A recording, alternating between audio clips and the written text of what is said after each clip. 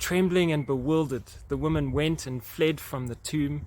They said nothing to anyone because they were afraid. What? Really, Mark? You're going to end it like that? I mean, basically, Mark's Easter message goes something like, Christ is risen, and they said nothing to anybody because they were afraid. Happy Easter. Let's go get some Easter eggs. There's no encounter with the resurrected Jesus. There's just this mysterious messenger in the tomb who issues a promise and then a command. At least the other Gospels give some further evidence of the risen Christ, showing people that he's not dead.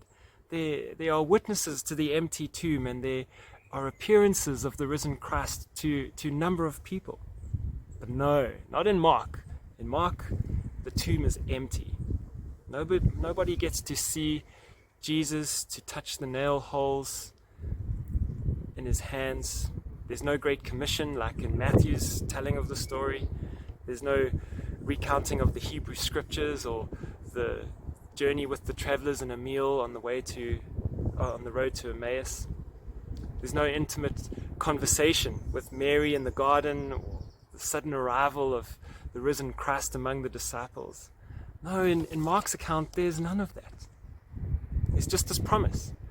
He's going ahead of you to Galilee. There you will see him, just as he told you. Jesus is absent. How could this possibly be good news? Well, maybe Mark's message is a bit better news than what I first understand. The resurrected Jesus is not with you. Instead, he goes ahead of you. Easter morning is not the end of the story. It is the beginning of the story that people take on a journey afterwards. Resurrection Sunday is not the Hollywood grand finish to an epic tale. This is not a fairy tale we have here, like Jesus rose from the grave and they all lived happily ever after. No, this is real life. This is an invitation to real life. It is the beginning of a new life in the risen Christ.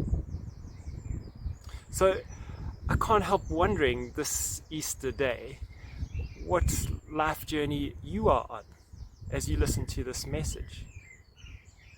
What journey, what road have you taken? The women were on their way to the tomb and then on to Galilee. Where might you be heading? I think many of us have journeys we don't want to take. Scary things we wish we didn't have to do. Scary things we wish we didn't have to face. And so I think what Mark might be getting at is that life and resurrection are wonderful and good, but life and resurrection are not easy. Facing change or making change is scary and often leave us wanting to run away, or maybe pretend that it's not happening. Perhaps tell no one. I think Mark's gospel says to us, for the followers of Christ, Easter Sunday is still fraught with uncertainty. There is promise, but there is also peril and hardship and tragedy. There are countless things you might not want to face. But hear the good news. Jesus has gone before you. And even though you can't see it yet, he has conquered all things, and he is making all things new. So, take heart, O follower of Jesus, O disciple of Christ. The Messiah is not here because he has done exactly what he said he would do. He is not here because he has gone ahead of you. There is now nothing in this life that Christ has not faced before you. He blazes a trail of mercy and grace and love on your path of life that lies ahead. So go. We need not fear, because now we have someone to follow. Amen.